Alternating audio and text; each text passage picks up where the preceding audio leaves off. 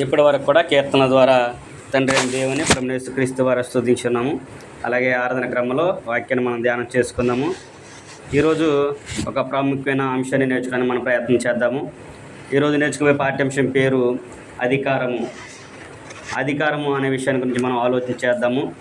అధికారము అనగా ఎవరు అధికారం అనే విషయాన్ని మనం ఆలోచించినప్పుడు అధికారం అనే పదానికి మనం చూసినట్లయితే పాలించు హక్కు కలిగి ఉండడము, పాలించే హక్కు కలిగి ఉండడము, ఏలుబడి చేసేవాడు, ఆధిపత్యం చేసేవాడు, అలాగే శాసించే హక్కును కలిగి ఉండడము. కాబట్టి అధికారము అనే దాని గురించి మనము ఆలోచించేద్దాము. అధికారం అనగా పాలించువారు, ఏలుబడి చేసేవాడు, ఆధిపత్యము, అలాగే శాసించే హక్కు కలిగి ఉన్నవారు అనే దాని గురించి ఆలోచించేద్దాము. అసలు అధికారం అంటే ఇవన్నీ ఆలోచన చూసాము. అసలు సర్వ అధికారానికి మూలం ఎవరు? అధికారానికి మూలం ఎవరు అని మనం చూసినట్లయితే ప్రకటన గ్రంథము 4వ అధ్యాయము 8వ వచనం కనుక మనం చదువుకుంటే అక్కడ యోహాను గారు పద్మస ద్వీపంలో పరవాసిగా ఉన్నప్పుడు అక్కడ ఆయన కలలో అంటే ఆయన చెప్పిన విషయాన్ని మనం ఆలోచించినట్లయితే ప్రకటన గ్రంథము 4వ అధ్యాయము 8వ వచనం కనుక మనం చదువుకుంటే ఈ 4 జీవులలో ప్రతి జీవికి 6 రెక్కలు ఉండెను. అవి చుట్టూను రెక్కల లోపటను కనులతో నిండి ఉన్నవి. అవి భూత వర్తమాన భవిష్యత్ కాలంలో ఉండు సర్వాధికారియు దేవుడునకు పరిశుద్ధుడు పరిశుద్ధుడు పరిశుద్ధుడని మానక రాత్రింపగళ్ళు చెప్పుచుండును. ఇప్పుడు సర్వాధికారానికి మూలం ఎవరయ్యా అంటే తండ్రి అయిన దేవుడు అనే విషయం ఇక్కడ మనకి జ్ఞాపకం చేస్తూ ఉన్నాడు. యోహాను గారికి దర్శనంలో దేవుడు అదే విషయాన్ని తెలియపరిచాడు 4:8. ఆయన్ను దేవదూతలు ఏమనిపిస్తుందంటే దేవదూతలు అంటారంట సర్వాధికారి అయిన దేవుడు ప్రభు అనే విషయాన్ని తెలియపరుస్తుంది. ప్రభు అనగా క్రొత్త నిబంధనలో దేవుడు అనే పదానికి చదువు ఇక్కడ. అందుకనే దేవుడు సర్వాధికారి అయిన దేవుడు అంటే సర్వాధికారానికి మూలం ఎవరయ్యా అంటే తండ్రి అయిన దేవుడు అనే విషయాన్ని మనము చూడగలము. ఇదే విషయాన్ని గురించి ఎఫెసీ పత్రికలో పౌలు గారు అంటాడు. ఎఫెసీ రాసిన పత్రిక 4వ అధ్యాయము 4వ వచనం కనుక మనం చదువుకుంటే అక్కడ 7 ఒకట్ల గురించి పౌలు గారు తెలియపరుస్తాడు. 7 ఒకట్ల గురించి పౌలు గారు తెలియపరిచాడు. అక్కడ మనం చదువుకున్నప్పుడు ఎఫెసీలు రాసిన పత్రిక 4వ అధ్యాయము 4వ వచనం మనం చదువుకున్నప్పుడు అక్కడ అన్నాడు అందరికీ కూడా తండ్రి అయిన దేవుడు ఒక్కడే. అక్కడ అంటున్నాడు శరీరం ఒక్కటే, ఆత్మయు ఒక్కడే, ఆ ప్రకారమే మీ పిలువ విషయమై ఒకటే నిరీక్షణ నుండి పిలువబడతారు. ప్రభు ఒక్కడే, విశ్వాసం ఒక్కటే, బాప్తిస్మం ఒక్కటే. అందరికీ తండ్రి అయిన దేవుడు ఒక్కడే. ఆయన అందరికీ పైగా ఉన్నవాడే, అందరిలోనూ వ్యాపించి అందరిలో ఉన్నాడు. ఈ సర్వాధికారి అయిన దేవుడు అందరిలో ఉన్నాడు, అందరిలో వ్యాపించి అందరిలో ఉన్నాడు అనే విషయాన్ని కూడా ఇక్కడ పౌలు గారు ఎఫెసీ పట్టణానికి రాస్తూ ఆయన విషయాన్ని తెలియపరచారు. ఎవరై అంటే సర్వాధికారికి మూలం అంటే తండ్రి అయిన దేవుడు. ఆయన సర్వాధికారం కలిగిన వాడు. ఆయన ఎక్కడ ఉన్నాడని చూసినట్లయితే ఆయన అందరికి దగ్గరగా నుండి అందరిలో కూడా వ్యాపించి ఉన్నాడనే విషయాన్ని తెలియపరుస్తూ ఉన్నాడు. అందుకని క్రీస్తు ప్రభువు వారు కూడా అన్నాడు. మత్తయి సువార్త 28వ అధ్యాయం మనం చదువుకుంటాము. 28వ అధ్యాయం 18-19 వచ్చి మనం చదువుకున్నట్లయితే యేసుక్రీస్తు ప్రభువు అంతటా యేసు వచ్చి పరలోకమందును భూమి మీదను నాకు సర్వాధికారము ఇవ్వబడి ఉన్నది అనే విషయాన్ని ప్రభువారు కూడా మనకి తెలియపరిచినట్లుగా మనము చూడగలము. ప్రభువారు అంటాడు నాకు సర్వాధికారము ఇవ్వబడి ఉన్నది. అదే విషయాన్ని మనము ఆలోచించేస్తాము. సర్వాధికారానికి మూలం ఎవరై అంటే తండ్రి అయిన దేవుడు అనే విషయాన్ని మనం చూసాము. ఆయన అందరిలో ఉండి అందరిలో వ్యాపించాడు అనే విషయాన్ని కూడా అక్కడ ఎఫెసీ పత్రిక తెలియపరుస్తున్నాడు. అదే విషయాన్ని గురించి యేసుక్రీస్తు ప్రభువు అన్నాడు నాకు సర్వాధికారం ఇవ్వబడి ఉన్నది అనే విషయాన్ని తెలియపరచాడు. ఇప్పుడు రెండవదిగా క్రీస్తు ప్రభువుకి సర్వాధికారం ఇచ్చింది ఎవరు? అక్కడ ఏమన్నాడు నాకు పరలోకమందును భూమి మీదను సర్వాధికారం ఇవ్వబడి ఉన్నది అని చెప్పేసి ప్రభువారు చెప్పాడు. మరి ఇక్కడ ఆయనకి ఇచ్చింది ఎవరు అంటే తండ్రి అయిన దేవుడు. సర్వానికి మూలం ఎవరై అంటే తండ్రి అయిన దేవుడు అని చూసాము. ఆయన సర్వాధికారి అయిన దేవుడు. ఆయన ఒక్కడే తండ్రి, అందరికీ తండ్రి అయిన దేవుడు ఒక్కడే. ఆయన అందరిలో ఉన్నవాడు, అందరిలో కూడా వ్యాపించి ఉన్నాడని చెప్పాడు. రెండోది మనం చూసినప్పుడు ఆయన ఇక్కడ ఏమంటే ప్రభువారు అన్నాడు నాకు సర్వాధికారం ఇవ్వబడి ఉన్నది. అందుకనే ఆయనకి సర్వాధికారి అనే పేరుని ఆయన ఆపాదించారు. ఈ సర్వాధికారం ఎవరు ఇచ్చారు అంటే క్రీస్తు ప్రభువారికి దేవుడే ఇచ్చాడనే విషయాన్ని రోమిలకు రాసిన పత్రిక 9వ అధ్యాయము 5వ వచనం కనుక మనం చదువుకుంటే పౌలు గారు రోమా పట్టణానికి రాస్తూ వారికి రోమలో ఉన్న క్రైస్తవులందరూ కూడా తెలియపరుస్తూ ఆయన దావీదు సంతానంలో పుట్టినవాడు అనే విషయాన్ని జ్ఞాపకం చేయడం మనం చూడగలము. పితరులు వీరివారు. రోమిలకు రాసిన పత్రిక 9వ అధ్యాయము 5వ వచనం మనం చదువుకున్నట్టయితే పితరులు వీరివారు శరీరమును బట్టి క్రీస్తు వీరిలో పుట్టెను. ఈయన సర్వాధికారి అయిన దేవుడై ఉండి నిరంతరము స్తోత్రార్హుడై ఉన్నాడు. ఆమేన్ అనే విషయాన్ని చెబుతున్నాడు. క్రీస్తు ప్రభు వారు కూడా సర్వాధికారి అయిన దేవుడు, తండ్రి అయిన దేవుడు సర్వాధికారి ఎలా అయితే ఉన్నాడో అలాగే క్రీస్తు ప్రభు వారు కూడా సర్వాధికారము కలిగి ఉన్నాడు అనే విషయాన్ని చూసాము. ఈ సర్వాధికారం క్రీస్తు ప్రభు వారికి ఎవరిచ్చారంటే తండ్రి అయిన దేవుడే ఆయనకు అధికారం ఇచ్చినట్లుగా మనము చూడగలము. మరి ఇప్పుడు క్రీస్తు ప్రభు వారికి వేటి మీద అధికారం ఉన్నది అంటే ఆయన సర్వాధికారి అన్నాడు కదా, మరి వేటి మీద ఆయనకు అధికారం ఉంది? ఈనాడు క్రైస్తవులు అనబడిన వారు ప్రార్థనకి వెళ్ళే ప్రతి ఒక్కరు కూడా క్రీస్తుని నమ్మి అని చెప్పున ప్రతి ఒక్కరు కూడా ఏం చేస్తున్నారు? దేవుణ్ణి ఆరాధిస్తున్నారు. ఆరాధనకి వెళ్తాము, ప్రార్థన చేస్తాము, పాటలు పాడతాము, అన్నీ చేస్తాము. మరి కానీ ఆయన మీద మనం ఆధారపడుతున్నామా? ఆయన అధికారానికి లోపడుతున్నామా?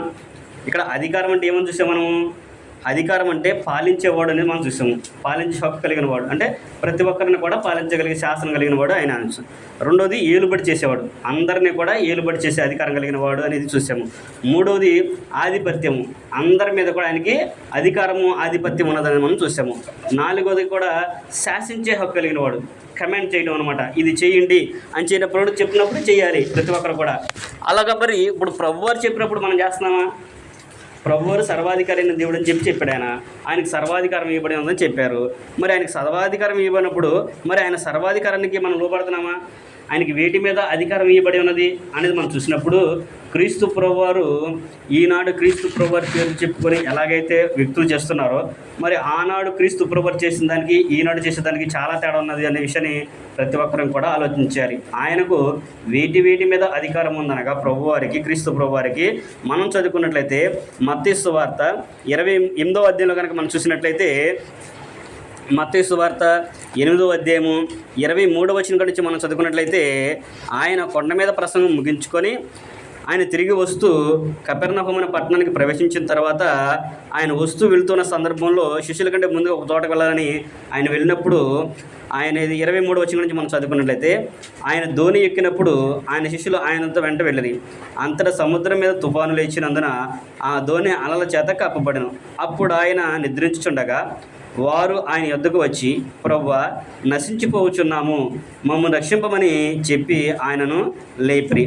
అందుకు ఆయన అల్ప విశ్వాసులారా ఎందుకు భయపడుచున్నారని వారితో చెప్పి లేచి గాలిని సముద్రమును గద్దెంపగా అవి మిక్కిలి నిమ్మలమాయను అనే విషయాన్ని తెలియపరుస్తూ 27వ వచనం ఆ మనుషుడు ఆశ్చర్యపడి ఈయన ఎట్టివాడో, ఈయనకు గాలియు సముద్రము లోబడుచున్నవే అని అంటున్నారు. అంటే క్రీస్తు ప్రభువుకి దేని మీద అధికారం ఉన్నది? ప్రకృతి శక్తుల మీద ఆయనకి అధికారం ఉంది. ఏం చేశాడు ఆయన? గాలిని సముద్రాన్ని గద్దింపగా అవి ఆగిపోయినాయి. గాలిని గద్దించాడు, గాలి ఆగిపోయింది. తుఫాను వస్తుంది, తుఫాను గద్దించాడు, సముద్రం కూడా నమలించింది. ఆయన ఆ చేసిన కార్యం చూసి వాళ్ళందరూ కూడా అంటారంట ఈయన ఎట్టివాడో, ఈయనకి గాలియు తుఫాను లోబడుచున్నవే అనే విషయాన్ని తెలియపరుస్తున్నాడు. అంటే ప్రకృతి క్రీస్తు ప్రభు యొక్క అధికారానికి లోపడుతున్నాయి. ఆయన గద్దించగానే అవి ఆగిపోయినాయి. ఆయన రూల్ చేశాడు, రైట్ రూల్ అని అంటారు కదా, కమెంట్ చేశాడు. ఆయన ఆజ్ఞాపించాడు మీరు ఆగండి అని చెప్పినప్పుడు అవి ఆగిపోయినాయి. మరి ఈనాడు మనం ఆగుతున్నామా? క్రైస్తవులంగా దేవుని పిల్లలు ఉన్నాము మనము. మరి దేవుడు చేయమన్నా చేస్తున్నారా? వద్దన్న ఆపేస్తున్నారా? దేవుడు చెప్పని కూడా చేస్తూ చెప్పి మాత్రమే ఎవరు కూడా చేయట్లేదు. అందుకని ఇక్కడ అంటున్నాడు ప్రకృతి శక్తుల మీద కూడా ఆయనకు అధికారం అనేది ఉన్నది. అంతేకాదు దెయ్యపు శక్తుల మీద కూడా ఆయనకు అధికారం ఉన్నది. ఇదే మత్తయి సువార్తలోనే 8వ అధ్యాయం మనం చదువుకున్నట్లయితే 28వ వచనం నుంచి మనం చదువుకున్నట్లయితే ఆయన గదరేని దేశంలోకి బయలుదేరి వెళ్తుండగా 2 మనుషులు దెయ్యం పట్టిన వారు ఆయనకి ఎదురొస్తూ ఉంటారు. అప్పుడు వాళ్ళిద్దరు కూడా వచ్చేమన్నారు, మాతో నీకేమి పని, మా సమయంకి రాకమునిపై నువ్వు మా దగ్గరికి వస్తున్నావేంటి, అయ్యా మమ్మల్ని వద్దు అని చెప్పేసి వాళ్ళు అన్నప్పుడు ప్రభువు వారిని గద్దించినప్పుడు ఒకవేళ నీవు కనుక మమ్మల్ని గద్దించే లెక్కైతే వెలుగుమనే లెక్కైతే ఆ మందులోనికి మమ్మల్ని నెట్టివేయమన్నప్పుడు ఆయన వాటిని గద్దింపగానే ఆ దెయ్యాలు వాళ్ళిద్దరు వ్యక్తులను కూడా విడిచి వెళ్ళిపోతాయి. వాళ్ళిద్దరు కూడా స్వస్థులవుతారు. అంటే ప్రభు వారికి అధికారం ఉంది. సాతాను అంటే దెయ్యాలు కూడా ఆయన మాటకి లోబడుతున్నాయి. ఆయన ఆజ్ఞాపించినప్పుడు అవి చేస్తున్నాయి. ప్రకృతి, సముద్రం, గాలి గద్దెమ్మగానే అవి మిక్కిలి నిమ్మలం అయ్యి ఆయన మాటకు లోబడినవి. దెయ్యాలు కూడా ఆయనకి లోబడి ఆయన మాటని విన్నవి. అంతేకాకుండా రోగం మీద కూడా ఆయనకి అధికారం ఉంది. సర్వరోగాల మీద కూడా ఆయనకి అధికారం ఉంది. ఇదే మత్తయి సువార్తలోనే 8వ అధ్యాయము 14 వచనం నుంచి మనం చదువుకున్నట్లయితే, తరువాత యేసు పేతురింట్లో ప్రవేశించి జ్వరంతో పడి ఉన్న అతను చూచి ఆమె చెయ్యి ముట్టగా ఆమె జ్వరము విడిచెను. అంతటా ఆమె లేచి ఆయనకు ఉపచారము చేయసాగెను. సాయంకాలం అయినప్పుడు జనులు దెయ్యము పట్టిన అనేకులను ఆయన వద్దకు తీసుకుని వచ్చి ఆయన మాటల వలన దెయ్యములను వెళ్ళగొట్టి రోగులనెల్లా స్వస్థపరచెను. అందువలన ఆయనే మన బలహీనతను వహించిననుకొని మన రోగం భరించిన ప్రవక్త యెషయా చెప్పిన ప్రవచనము నెరవేరింది అనే విషయాన్ని కూడా చెబుతూ ఉన్నారు. అంటే ఆయన దగ్గరికి రాగానే జ్వరం కానీ, పక్షవాయువుతో ఉన్నవారు కానీ, రోగాలతో ఉన్నవారు అందరికి కూడా, దేలిపడిన వాళ్ళందరినీ కూడా ఆయన స్వస్థపరిచినట్లుగా మనము చూడగలం. ఆయన గద్దించగానే తుఫాన్ ఆగిపోయింది, గాలి ఆగిపోయింది. ఆయన గద్దించగానే దెయ్యాలు మనిషిని విడిచి వెళ్ళిపోయినాయి. ఆయన గద్దించగానే రోగాలన్నీ కూడా ఆయన విడిచి, జనులందరూ కూడా విడిచి వెళ్ళిపోయినాయి. మరి ఈనాడు దేవుని పిల్లలమైన మనము ఆయన గద్దింపుకు లోబడుతున్నారా లేదా అనేది మనకు మనమే ప్రశ్న వేసుకోవాలి. మనకు మనం ప్రశ్న వేసుకుంటే ఆ విషయాలన్నీ కూడా మనకి తెలుస్తుంది. ప్రకృతి మీద ఉంది, దెయ్యపు శక్తుల మీద ఆయనకి అధికారం ఉన్నది, అలాగే రోగం మీద కూడా ఆయనకి సర్వాధికారం ఉన్నది అనే విషయాన్ని కూడా మనము చూస్తూ ఉన్నాము. అంతేకాకుండా క్రీస్తు ప్రభువుకి ఇంకేం అధికారం ఉన్నదంటే పాపాలను క్షమించే అధికారం ఆయనకు ఉన్నది. పాపులను క్షమించే అధికారము ఆయనకు ఉన్నదనే విషయాన్ని కూడా మత్తయి సువార్తలో 9వ అధ్యాయము 6వ వచనం మనం చదువుకుంటే అక్కడ క్రీస్తు ప్రభువారు కూడా మనకు ఆ విషయాన్ని జ్ఞాపకం చేస్తూ ఉన్నాడు. మత్తయి సువార్త 9వ అధ్యాయము 6వ వచనం కనుక మనం చదువుకున్నట్లయితే, ఆయన దగ్గరికి కొంతమంది ఏం చేశారంటే, కొంతమంది వ్యక్తులను తీసుకొచ్చినప్పుడు ఆయన అంటున్నాడు, నీ పాపలు క్షమించబడి ఉన్నవి, లేచి నీ మంచాన్ని నువ్వు పట్టుకుని వెళ్ళమన్నప్పుడు వాళ్ళందరూ కూడా ఆయన గద్దించినట్టుగా మనం చూడగలము. మత్తయి సువార్త 9వ అధ్యాయము 6వ వచనం మనం చదువుకున్నట్లయితే, ఆయనను పాపమును క్షమించుటకు భూమి మీద మనిషి కుమారునికి అధికారం కలదని మీరు తెలుసుకొనవాలని చెప్పి ఆయన పక్షవాయు గలవాన్ని చూచి నీవు లేచి నీ మంచం ఎత్తుకొని నీ ఇంటికి పొమ్మని చెప్పగా వాడు లేచి తన ఇంటికి పోయెను అనే విషయాన్ని అక్కడ ఆయన తెలియపరుస్తున్నాడు. అంటే పక్షవాయుని బాగు చేశాడనే విషయం కాదు, కానీ అక్కడ ఆయన అన్నాడు, నీ పాపాలు క్షమించబడి ఉన్నవి, నీ పాపాలు క్షమించబడినవయ్యా అనే విషయాన్ని అక్కడ ఆయన తెలియపరుస్తున్నాడు. అంటే క్రీస్తు ప్రభువారికి పాపాలు క్షమించే అధికారాన్ని కూడా దేవుడు ఆయన ఇచ్చాడు. అందుకనే పౌలు గారు అంటాడు, తిమోతికి రాసిన మొదటి పత్రిక 1వ అధ్యాయము 15వ వచనం కనుక మనం చదువుకున్నట్లయితే, పాపులను రక్షించుటకు క్రీస్తు యేసు లోకమునకు వచ్చిన వాక్యము నమ్మదగినదియు పూర్ణ అంగీకారమునకు యోగ్యమైనదయ్యి ఉన్నది అనే విషయాన్ని పౌలు గారు కూడా మనకి తెలియపరుస్తున్నాడు. అంటే పాపాలు క్షమించే అధికారం కూడా ఆయనకి ఉన్నది. ఎందుకు ఆయనకి అధికారం ఉన్నదంటే ఆయనలో పాపం అనేది లేదు. అందుకని ఆయన అంటాడు, నాలో పాపం ఉన్నదని మీలో ఎవడు రూపించగలడో అనే విషయాన్ని ఆయన తెలియపరుస్తున్నాడు. అందుకని ఆయన పాపాలను క్షమించే అధికారం కూడా ఆయన కలిగి ఉన్నట్లుగా తెలియపరుస్తున్నాడు. అందుకని యోహాను గారు కూడా అంటాడు, ఇదిగో లోక పాపాలను మోసుకొని పోవు దేవుని గొర్రెపిల్ల, యోహాను సువార్త 1:29 అని చెబుతాడు. అంటే క్రీస్తు ప్రభువు ఎవరంటే లోక పాపాలను మూసుకొని పోయేటువంటి దేవుని గొర్రెపిల్ల, దేవుని చేత పంపబడిన వాడు. అందుకనే దేవుడు ఆయనకి సర్వాధికారాన్ని ఇచ్చాడనే విషయం తెలియపరుస్తూ, నాకు సర్వాధికారం ఇవ్వబడినది కాబట్టి మీరందరూ కూడా నా మాట వినండి, నేనేం చెబుతున్నానో దాన్ని బట్టి మీరు నన్ను నమ్మి నా మాటకు మీరు లోబడి విధేయులుగా జీవించండి అనే విషయాన్ని కూడా క్రీస్తు ప్రభువు చెప్పినట్లుగా మనము చూడగలము. అందుకని ఆయనకు సర్వాధికారం ఇవ్వబడి ఉన్నదనే విషయాన్ని గమనించాలి. అంతేకాకుండా మరణము మీద కూడా ఆయనకి అధికారం ఉన్నది. ప్రకృతి శక్తుల మీద కాకుండా ప్రకృతి శక్తుల మీద ఆయనకు అధికారం ఉంది, దయ్యాల మీద ఆయనకు అధికారం ఉన్నది, రోగముల మీద ఆయనకు అధికారం ఉన్నది, పాపాలను క్షమించే అధికారం ఆయనకు ఉన్నది. అంతేకాకుండా పాపం చేత చనిపోయిన వారిని బ్రతికించే అధికారం కూడా ఆయనకి ఉన్నది. అంతేకాకుండా ఆయనకే మరణం మీద అధికారం ఉంది.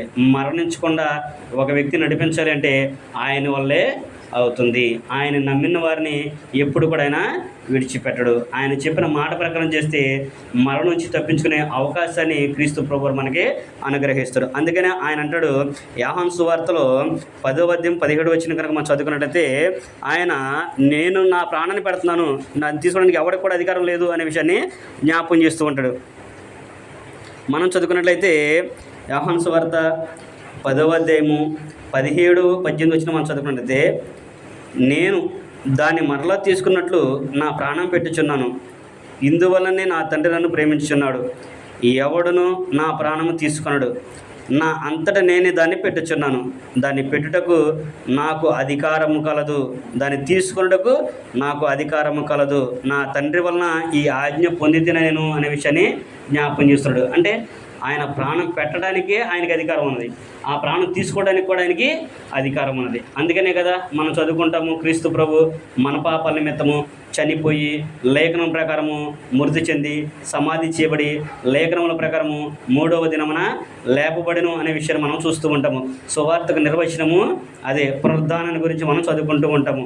ఆయన గురించి చెప్పిన మాటలు కూడా అవే అనే విషయాన్ని ప్రతి ఒక్కరూ కూడా మనము గమనించాలి అనే విషయాన్ని మనము చూస్తూ ఉన్నాం. అందుకే నేను అంటున్నాడు నాకు అధికారం ఉన్నది, దేనికి? ప్రాణం పెట్టడానికి నాకు అధికారం ఉన్నది. అలాగే కాకుండా నా ప్రాణాన్ని తీసుకునే అధికారం కూడా నాకు ఉన్నది, ఎవడు కూడా దాన్ని తీసుకోలేడు. అనేకులు అంటూ ఉంటారు ఈ రోజున చాలామంది ఏమంటారంటే 3 పేగులు పీక్కున్నాడు మనల్ని రక్షిస్తాడా, మనల్ని కాపాడుతా అంటూ ఉంటారు. కానీ ఆయన కావాలనే ప్రాణం పెట్టాడు.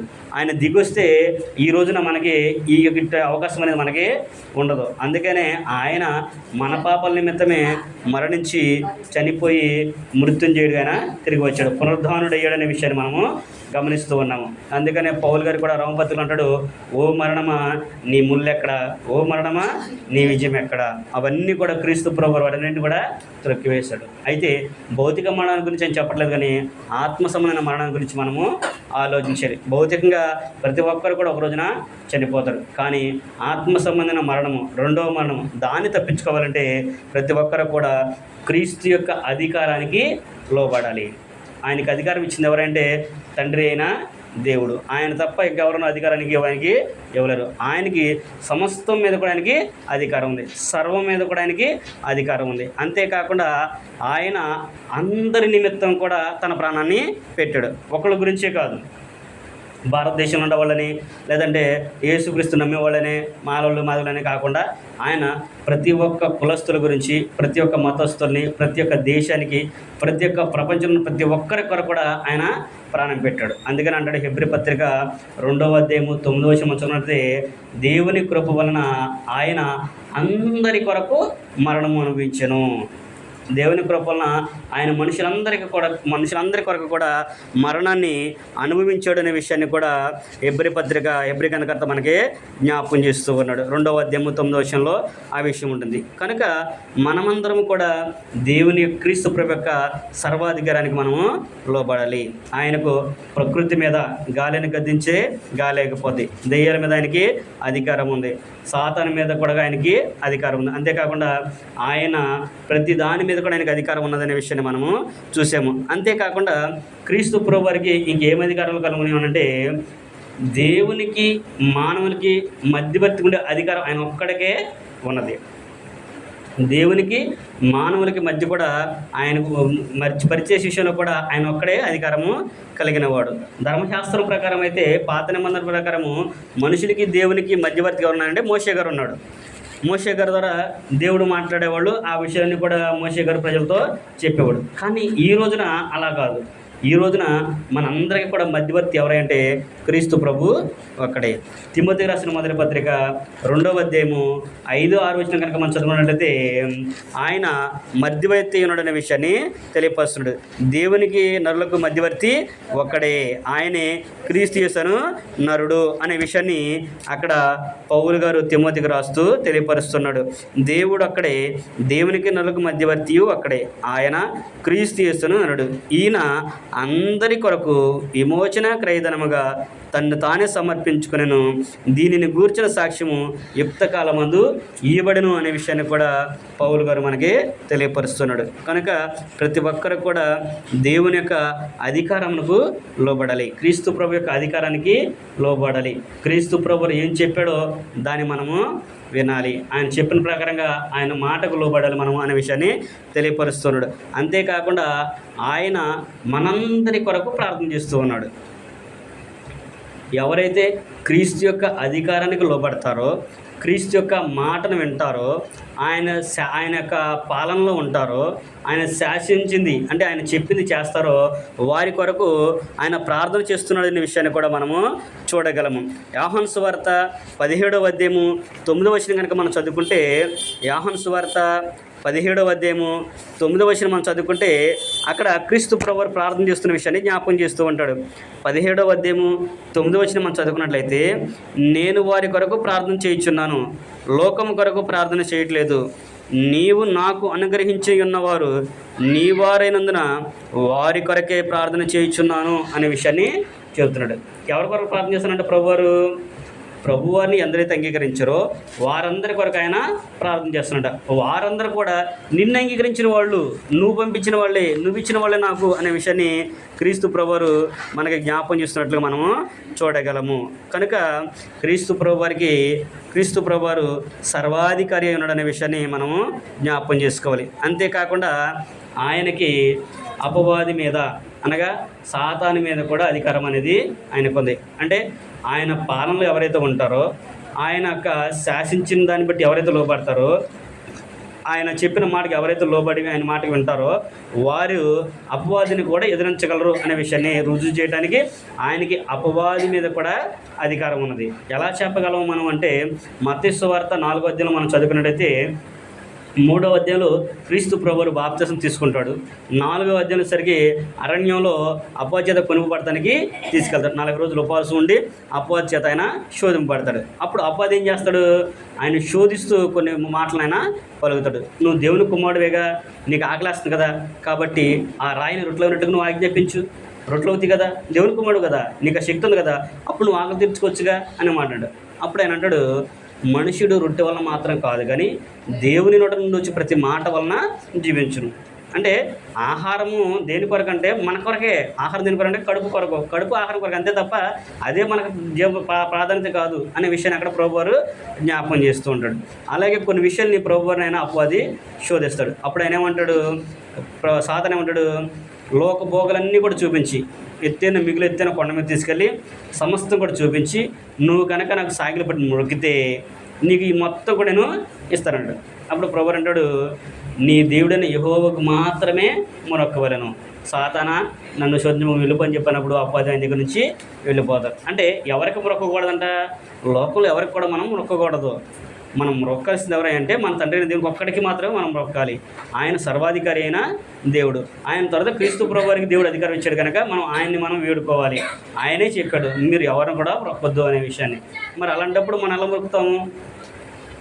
అందుకనే ప్రతి విషయంలో కూడా మనం జాగ్రత్త కలిగి ఉండాలి. ఆయనకు సాతాను మీద కూడా అధికారం ఇచ్చాడనే విషయాన్ని తెలియపరచుడు. ఆయన దేవదూతలుగా ఉండో లేకపోతే దేవుడిగా ఉండో ఆ సాతాను ఎదిరించలా, ఆయన రక్తమాంసం గలవాడుగా ఉండేదాన్ని ఎదిరించాడు.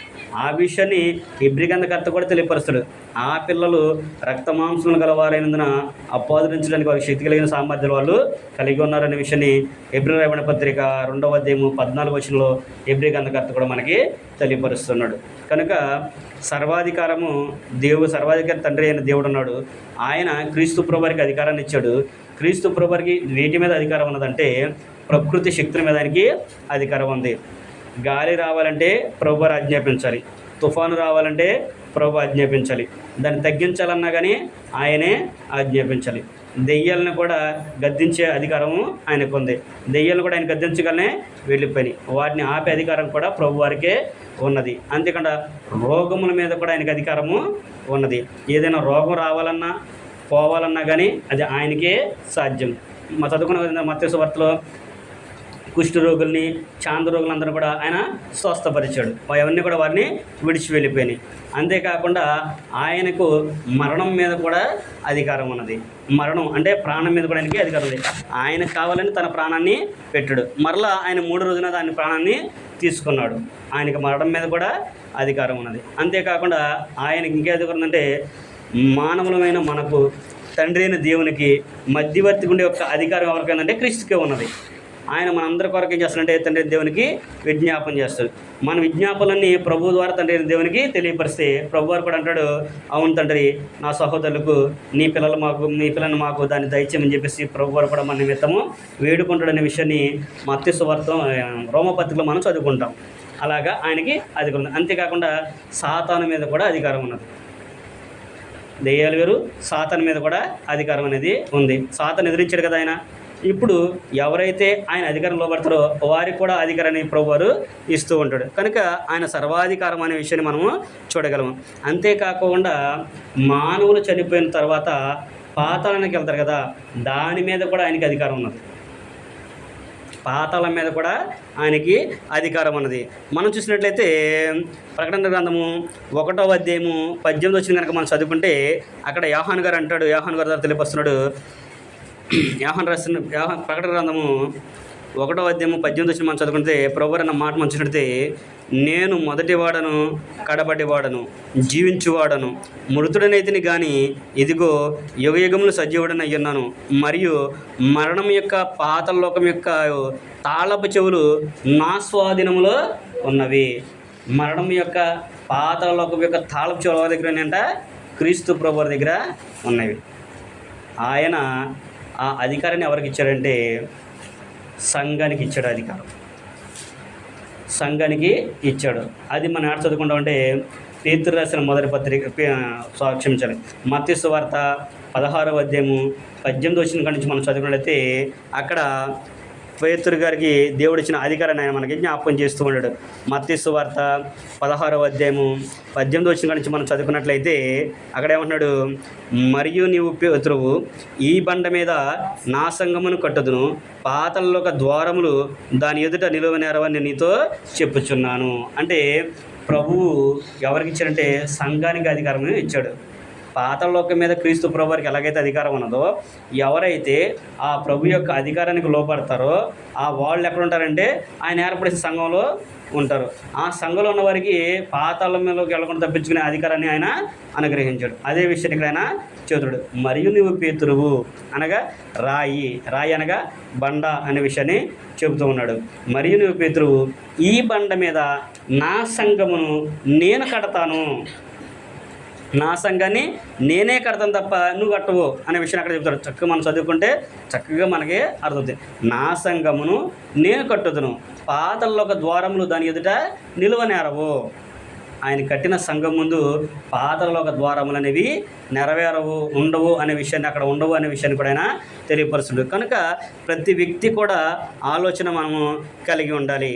ఎందుకంట మనము పాతాళలోకంలోకి వెళ్ళకుండా తప్పించుకోవాలి అంటే ఆయన ఏర్పడిన సంఘంలో మనము ఉండాలి. అదే చెప్పాడు కదా 1:18, మొదటివాడిని నేనే, కడపటివాడును నేనే, మృతుడైతిని కానీ ఇదిగో యుగయుగములు జీవించున్నాను, పాతాళలోకం యొక్క మరణం యొక్క తాళపు చెవులు నా స్వాధీనంలో ఉన్నాయి.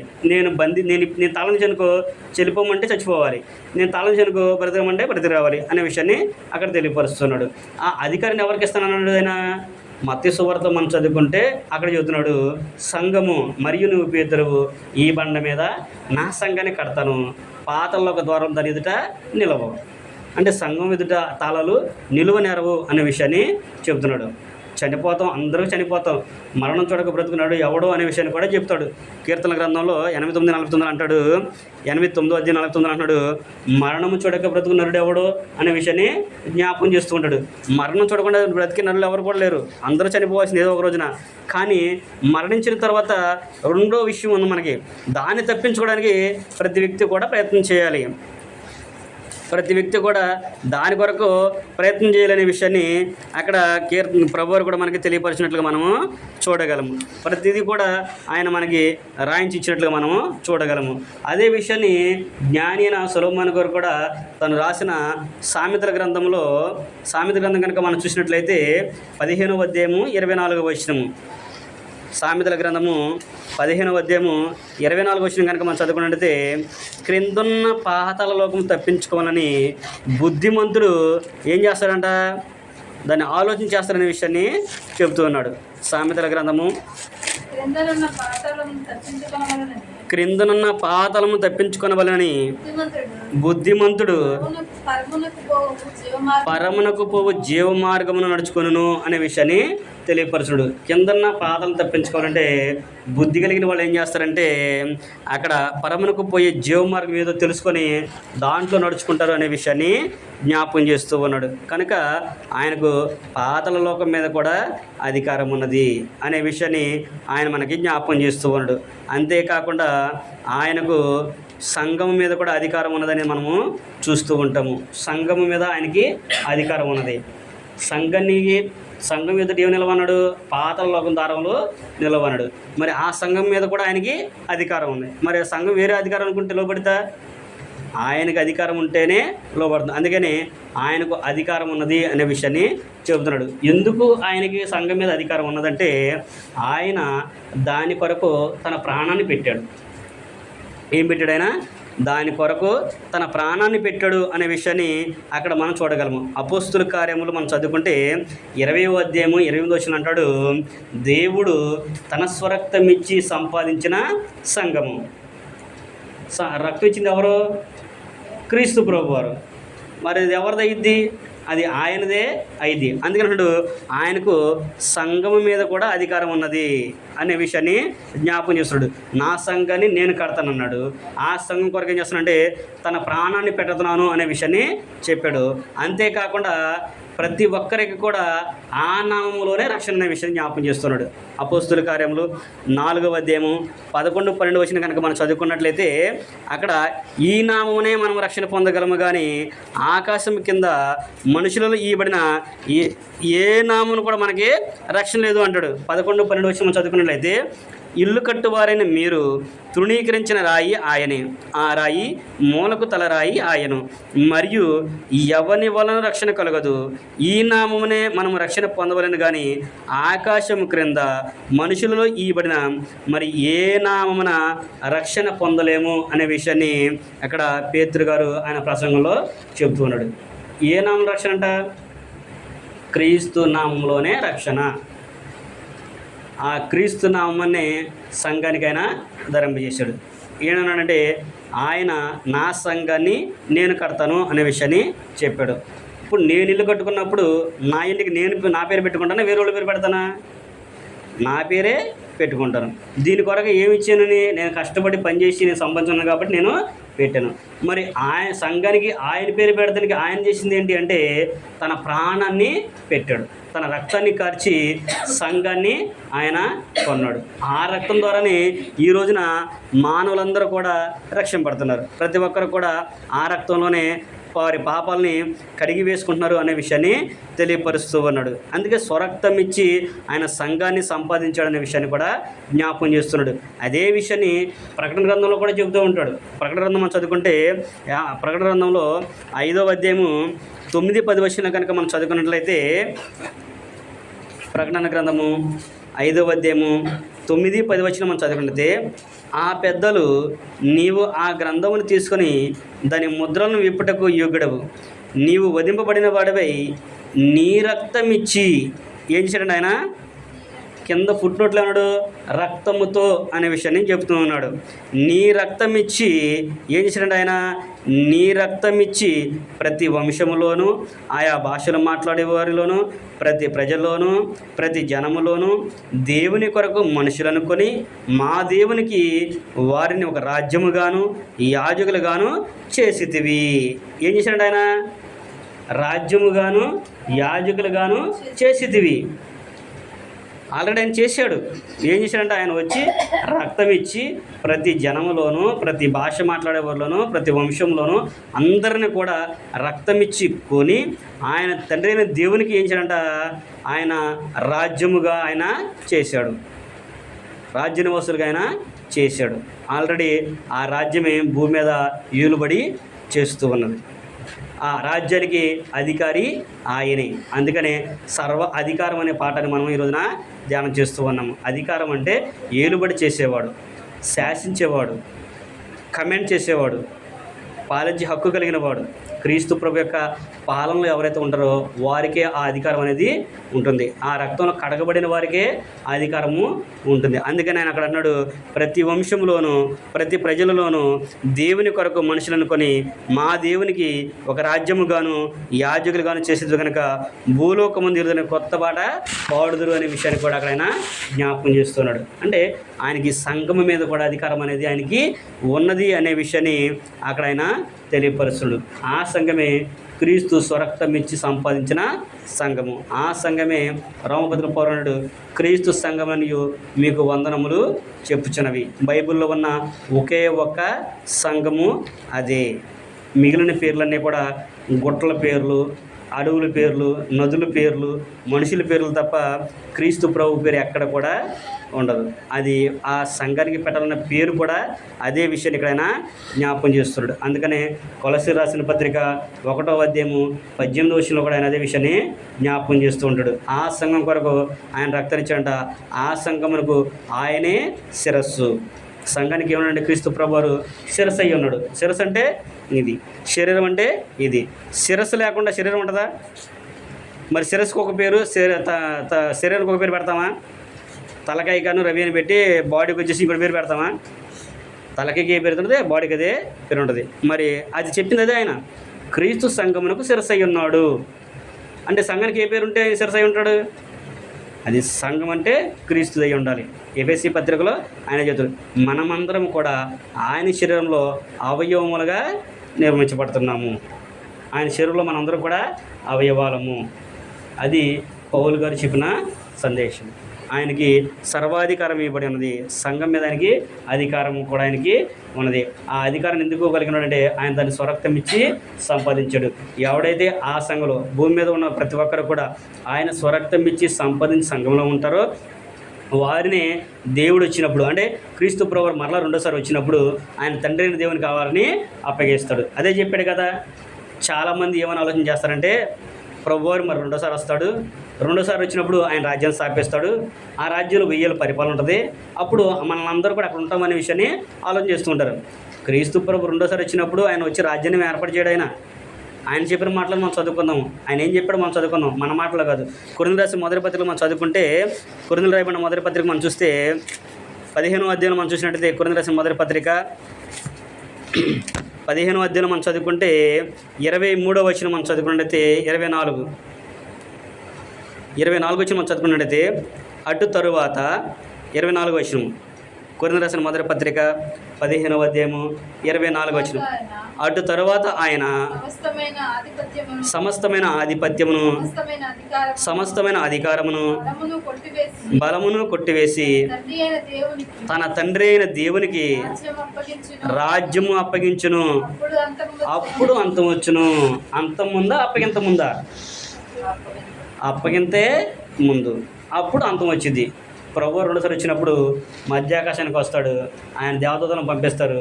వారందరూ కూడా ఆయన స్వరక్తం ఇచ్చి సంపాదించిన సంఘము అనే రాజ్యములు ఎవరైతే ఉంటారో వారందరినీ కూడా ఏరి తీసుకెళ్ళిపోతారు. తర్వాత వారందరూ తీసుకెళ్ళి ప్రభువారు తన తండ్రి దేవునికి అప్పగిస్తాడు. అప్పుడు లోకం అంతా కూడా అంతమైపోతుంది. నేను చెప్పిన ప్రత్యేకంగా కల్పించుకొని గ్రంథంలో దేవుడు రాయించాడు. ఆయన రాజ్యాన్ని అప్పగించేస్తాడనే విషయాన్ని చెప్పాడు. అందుకని ప్రకటన కూడా ఏమన్నాడైనా, ప్రతి జనములోను ప్రతి ప్రజలోను ప్రతి వంశంలో కూడా నువ్వు నీ రక్తం ఇచ్చి నువ్వు అందరిని కొని మా దేవునికి రాజ్యంలో యాజకులుగా మమ్మల్ని చేసావు అనే విషయాన్ని చెబుతాడు. అదే కొలసీ పత్రిక 1వ అధ్యాయం 13వ వచనం మనం కనుక మనం చదువుకున్నట్లయితే, ఆయన అంధకారమైన అధికారం నుండి మనం విడుదల చేసి తాను ప్రేమించిన తన కుమారుని యొక్క రాజ్య నివాసులుగా చేసెను. రాజ్య నివాసులుగా చేశాను. ఆల్రెడీ చేశాడు ఆయన. ఆ రాజ్యంలో ఎవరైతే నివాసం చేస్తూ ఉంటారో వాళ్ళకి అధికారం అనేది ఉంటుంది. అందుకనే ఆయన యొక్క అధికారానికి ప్రతి ఒక్కరు కూడా లోబడాలి. సంఘం మీద ఆయనకు అధికారం ఉన్నది. అలాగే ఈ 9 మంచినడితే తీర్పు తీర్చే అధికారం కూడా ఆయనకే ఉంది. తీర్పు తీర్చే అధికారం కూడా ఆయనకే ఉందనే విషయాన్ని అక్కడ మనకి జ్ఞాపకం చేస్తున్నాడు. కొరింథీయులకు రాయబడిన 2వ పత్రిక 5వ అధ్యాయము 10వ వచనం కనుక మనం చదువుకుంటే పౌలు గారు మరలా ఆ విషయాన్ని మనకి జ్ఞాపకం చేస్తూ ఉన్నాడు. కొరింథీయులకు రాయబడిన 2వ పత్రిక 5వ అధ్యాయము 10వ వచనం కనుక మనం చదువుకున్నట్లయితే, ఎందుకనగా తాను జరిగించిన క్రియల చొప్పున అవి మంచివైనను సరే చెడ్డవైనను సరే దేహముతో జరిగించిన వాటి ఫలమును ప్రతివాడు పొందినట్లు మనమందరము క్రీస్తు న్యాయపీఠం మీదట ప్రత్యక్షము కావాలను. అంటే తీర్పు తీర్చే అధికారాన్ని కూడా ఆయన కలిగి ఉన్నాడు. ఆయన తీర్పు తీర్చిన దాన్ని బట్టే ప్రతి ఒక్కరు కూడా తండ్రి దగ్గరికి వెళ్ళటమా లేకపోతే ఇటు వెళ్ళటమా అనేది ఏర్పాటు చేస్తాడు. అందుకే ముందే చెప్పేశాడు ఆయన. మత్తయి సువార్త 7:21 అన్నాడు, ప్రభా నేను పిలవటం కాదయ్యా, నా తండ్రికి ఒక చిత్తం ఉంది. ఆ చిత్తాన్ని బట్టి మీరు చేశారనుకో, నేను కాదు అసలు ఆయన వచ్చి మిమ్మల్ని ఆయన మీకు అధికారాన్ని ఇస్తాడని చెప్పాడు. ఆయన ఈయనకి అధికారం ఇచ్చాడు. ఈయన ఏం చెప్పాడో అదే మటిని చేయాలి. మరి ఆయన చిత్తం ఏంటో తెలుసుకోవాలి. ఆయన ఏం చేశాడంట, లోకానికి వచ్చి పాపులందరినీ కూడా రక్షించడానికి ఆయన లోకానికి వచ్చాడు. పాపును రక్షించి క్రీస్తు యేసు లోకానికి వచ్చాడు. ఆయన వచ్చి ఏం చేశాడంటే రక్తం కార్చి ఆయన ఒక మార్గాన్ని ఏర్పరిచాడు. అదే ఆయన యొక్క సంఘము. దాన్నే రాజ్యం అని కూడా అన్నారు. ఆ రాజ్యంలోనికి ప్రతి ఒక్కరు కూడా చేరాలి. ఆ రాజ్యంలో క్రొత్త నిబంధన ఇప్పుడు ఏదైతే మనం చదువుకుంటున్నామో బైబిల్లో అపోస్తుల కార్యముల కాడ నుంచి ప్రకటన గ్రంథం వరకు సంఘములో ఒక వ్యక్తి ఎలాగ ప్రవర్తించాలో, ఎలాగ నడవాలో, ఎలాగ జీవించాలో ప్రతి విషయాన్ని కూడా క్రొత్త నిబంధన మనకి తెలియపరిచింది. సంఘం అంటే ఏంటో, సంఘంలో జనులు ఎలాగ ఉండాలో, ఆ రాజ్య పరిపాలన ఉండాలంటే ఏం చేయాలో, ఏ అధికారానికి లోబడాలో అనే విషయాన్ని సమస్తాన్ని కూడా అపోస్తుల కార్యం 2వ అధ్యాయం కాడ నుంచి ప్రకటన గ్రంథం వరకు మొత్తం కూడా ఆయన రాయించాడు. దీని ప్రకారంగా ప్రతి ఒక్కరు కూడా జీవించాలి. అంటే ఒక మాటలో చెప్పాలంటే రాజ్యాంగం, క్రీస్తు సంఘానికి ఉన్న రాజ్యాంగం అని అది మనకి తెలియపరుస్తుంది. రాజ్యాంగంలో ఉన్నన్ని పాటించాలి కదా ప్రతి ఒక్కరు కూడా. ఆ రాజ్య పరిపాలనలో మనం ఉండాలంటే ఆ రాజ్యాంగానికి మనం లోబడాలి. ఆయన శాసించే హక్కు కలిగిన వాడు. అందుకనే ఆయనకి అధికారం ఇవ్వబడి ఉన్నదని మన విషయాన్ని మనము చూసాము. కనుక ప్రతి ఒక్కరు కూడా ఏంటంటే ఆ అధికారానికి లోబడాలి, ఆయన మాటకు లోబడాలి. ఆయన చెప్పిన దాన్ని బట్టి మనం జరిగించే వారికి ఉంటే ఆయన తీర్పు తీసేటప్పుడు కూడా ఎవరైతే ఆయన అధికారానికి లోబడి జీవిస్తారో వారికి పరలోకము, లోబడిన వారికి నిత్య నరకము అనే విషయాన్ని కూడా మనము చూడగలము. అంతేకాకుండా దేవుడు భౌతికంగా కూడా కొన్ని అధికారాలను కలిగించాడు. చివరిగా ఆ మాటలు చదువుకుని మనం ముగించుకుందాం. భౌతికంగా కూడా కొన్ని అధికారాలని దేవుడు ఇచ్చాడు. తండ్రి అయిన దేవుడు సర్వాధికారి కలిగిన వాడు. ఆయన ఆ సర్వాధికారాన్ని క్రీస్తు ప్రభువారికి ఇచ్చాడు. క్రీస్తు ప్రభువారికి వేటి మీద అధికారం ఉన్నదంటే మనం చూసాము. సర్వాధికారం ఆయనకు ఉంది. మొత్తం అన్నిటి మీద కూడా ఆయనకి అధికారం ఉంది. అందులో కొన్ని మనం చూసాము. అంటే కొన్ని మనం చూసాము. అందులో ఆయనకి ప్రకృతి మీద అధికారం ఉంది.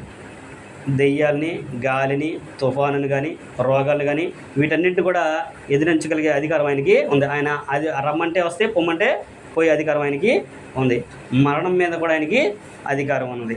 అంతేకాకుండా దేవునికి మానవులకి మధ్యవర్తిగా ఆయన ఉండే అధికారం ఆయనకి ఉన్నది. ఆయన మనకు మధ్యవర్తిత్వం చేస్తూ ఉన్నాడు. అంతేకాకుండా ఆయనకి ఏంటంటే ఆయనకు సంఘం మీద కూడా ఆయనకి అధికారం అనేది ఉన్నది. సంఘం దేని మీద అధికారం ఉందంటే ఆయన దాన్ని స్వరక్తం ఇచ్చి సంపాదించాడు కాబట్టి. అలాగే తీర్పు తీర్చే అధికారం కూడా ఆయనకి ఉన్నది. చివరిగా భౌతికంగా ఆయన రాజ్యాంగంలో అంటే క్రొత్త నిబంధనలో కొన్ని నియమాలు నియమించి కొంతమందికి అధికారాన్ని ఇచ్చాడు. అధికారాలు ఏంటి అని మనం చూసినట్లయితే 2 విషయాలు మనం చదువుకుందాము.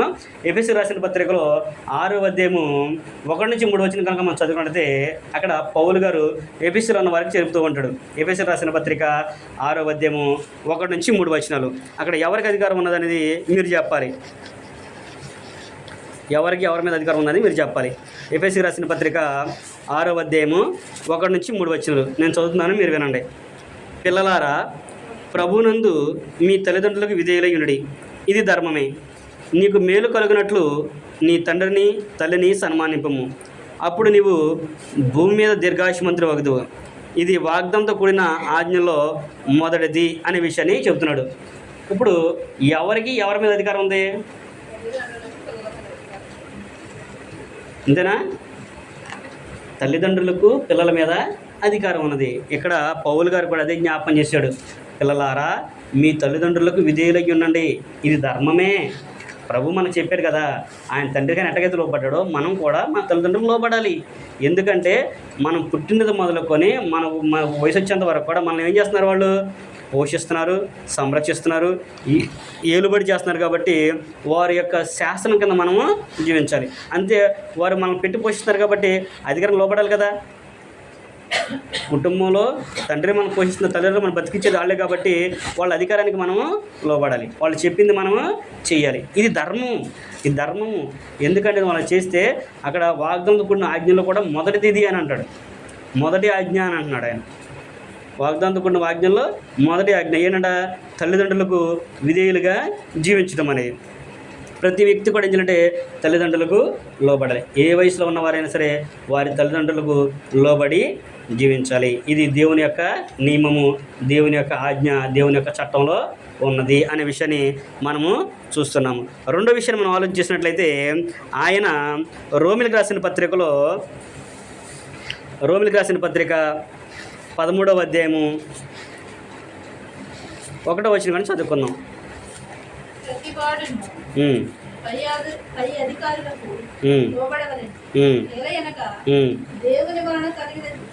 దేవుని వలన కలిగినది తప్ప మరి ఏ అధికారమును లేదు.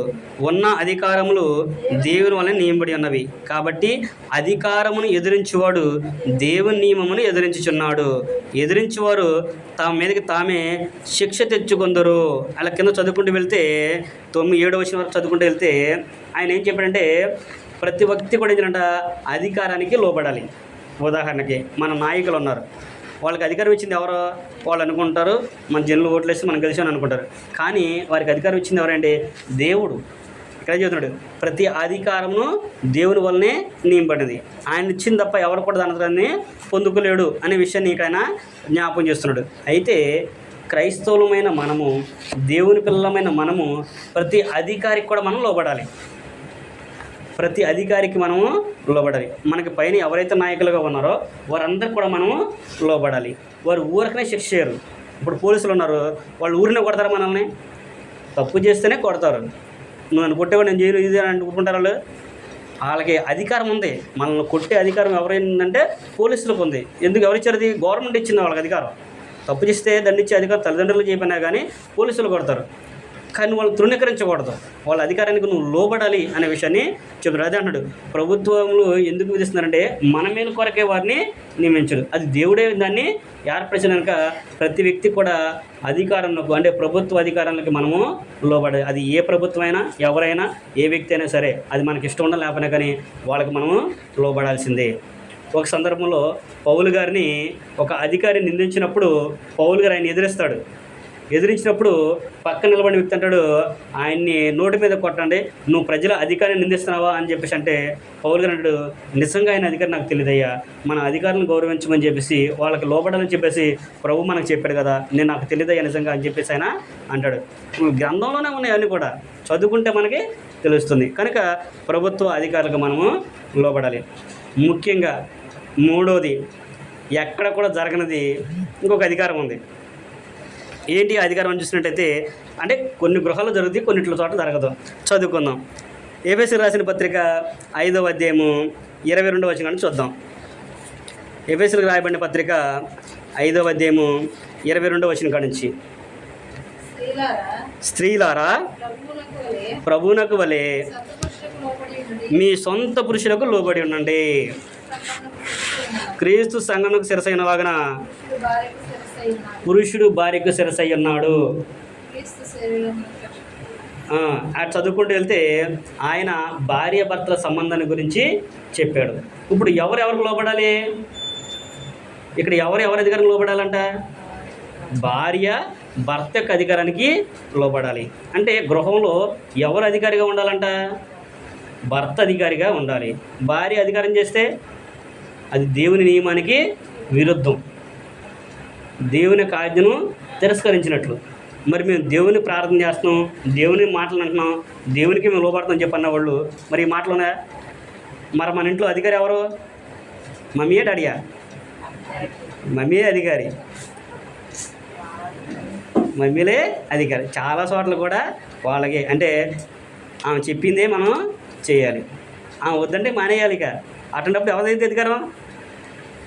కనుక ఇక్కడ కూడా ఆయన భార్య భర్తలకు కూడా ఇచ్చాడు అధికారము. ఎందుకంటే భర్త దేవుని పోలిక. మీరు కొరింథీ పత్రిక చదువుకుంటే 11వ అధ్యాయం చదువుకుంటే ఫస్ట్ నుంచి అక్కడ ఆ విషయాలన్నీ కూడా ఆయన జ్ఞాపకం చేస్తూ ఉంటాడు. ప్రతి వారు కూడా భార్య భర్తలు లోబడి జీవించాలి.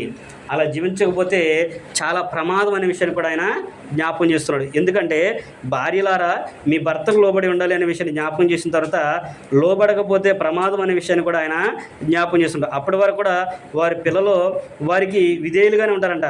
కానీ ఎప్పుడైతే వారు వారి యొక్క నియమాన్ని, వారి యొక్క అధికారాన్ని వారు తృణీకరిస్తారో అప్పుడు వాళ్ళు పిల్లలు వాళ్ళు ఏమవుతారనే విషయాన్ని అక్కడ మనకి జ్ఞాపకం చేస్తున్నాడు.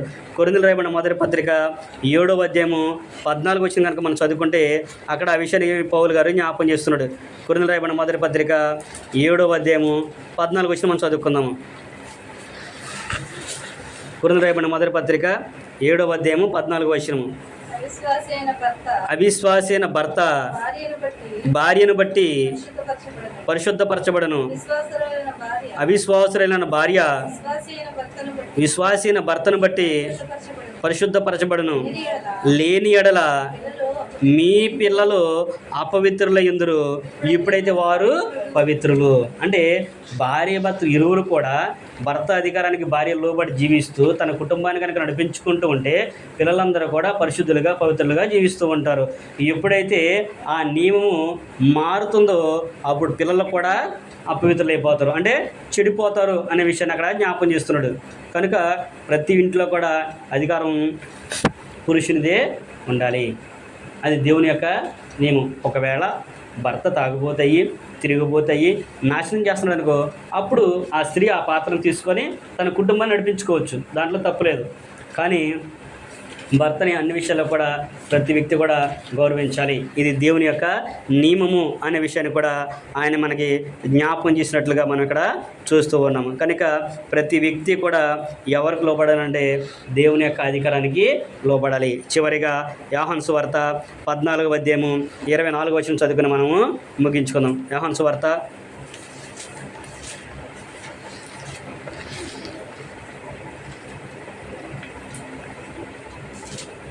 14వ అధ్యాయము 23, 24 వచనం చదువుకుని మనం ముగించుకుందాం. యేసు ఒకడు నన్ను ప్రేమించిన యెడల నా మాట గైకొనును, అప్పుడు నా తండ్రి వానిని ప్రేమించును, మేము వాని వద్దకు వచ్చి వాని వద్ద నివాసము చేతుము. నన్ను ప్రేమింపనివాడు నా మాటలు గైకొనడు. మీరు వినుచున్న మాట నా మాట కాదు, నన్ను పంపిన తండ్రిదే. అంటే తండ్రి క్రీస్తు ప్రభువుకి అధికారం ఇచ్చాడు. ఆ అధికారాన్ని బట్టి ఆయన తెలియపరుస్తున్నాడు. అండ్ నన్ను ప్రేమించేవాడు నా మాట వింటాడు, నా మాటలో గైకొంటాడు, దాన్ని బట్టి వాళ్ళు జీవిస్తారు. నా మాటను ఎవరైతే వినట్లేదో, ఎవరైతే లోబడట్లేదో వాళ్ళు ఎవరిని తృణీకరిస్తుంటే నన్ను కాదు మన తండ్రినే మీరు తృణీకరిస్తున్నారు అనే విషయాన్ని కూడా ఆయన జ్ఞాపకం చేస్తున్నాడు. కనుక ఇప్పటి వరకు కూడా మనం చూస్తుంటే అధికారము అనే విషయాన్ని మనము ఆలోచించేసాము. అధికారం అనగా ఏలుబడి చేయుట, శాసించుట, అలాగే ఆధిపత్యం చేయుట, పాలించి హక్కు కలిగి ఉన్నవాడు అనే విషయాన్ని మనము చూసాము. అందులో సర్వాధికారం ఎవరై అంటే సర్వాధికారం ఎవరికి ఉందంటే తండ్రి అయిన దేవునికి ఉన్నది. ఆ సర్వాధికారి అనే దేవుడు సమస్త శరీరుల మీద సమస్తం మీద కూడా క్రీస్తు ప్రభువారికి అధికారాన్ని అనుగ్రహించాడు. ఆయనకు సమస్తం మీద, ఒక మాటలో చెప్పాలంటే సమస్తం మీద కూడా అధికారము ఉన్నది. తండ్రి ఎలాగ సర్వాధికారం కలిగిన వాడో ఆయన కూడా అన్నిటి మీద అధికారం కలిగిన వాడు. వాటిలో కొన్ని మచ్చుకమనుంటే ఆయనకు దయ్యాల మీద అధికారం ఉన్నది, ప్రకృతి శక్తుల మీద అధికారం ఉన్నది, రోగం మీద అధికారం ఉన్నది, పాపం మీద అధికారం ఉన్నది, మరణం మీద ఆయనకి అధికారం ఉన్నది. అంతేకాకుండా ఆయన మధ్యవర్తిగా ఉన్న అధికారం ఆయనకే ఉన్నదని చూసాము. తర్వాత ఆయన ఇంకేం అధికారం కలిగి ఉన్నాడంటే ఆయన ఇంకేం అధికారం కలిగి ఉన్నాడంటే సాతాను మీద కూడా ఆయన అధికారాన్ని కలిగి ఉన్నాడు, పాతాళ లోకం మీద కూడా ఆయన అధికారాన్ని కలిగి ఉన్నాడు. అంతేకాకుండా ఆయన సంఘం మీద కూడా అధికారాన్ని కలిగి ఉన్నాడు. చివరిది తీర్పు తీర్చే అధికారం కూడా ఆయనకే ఉన్నది.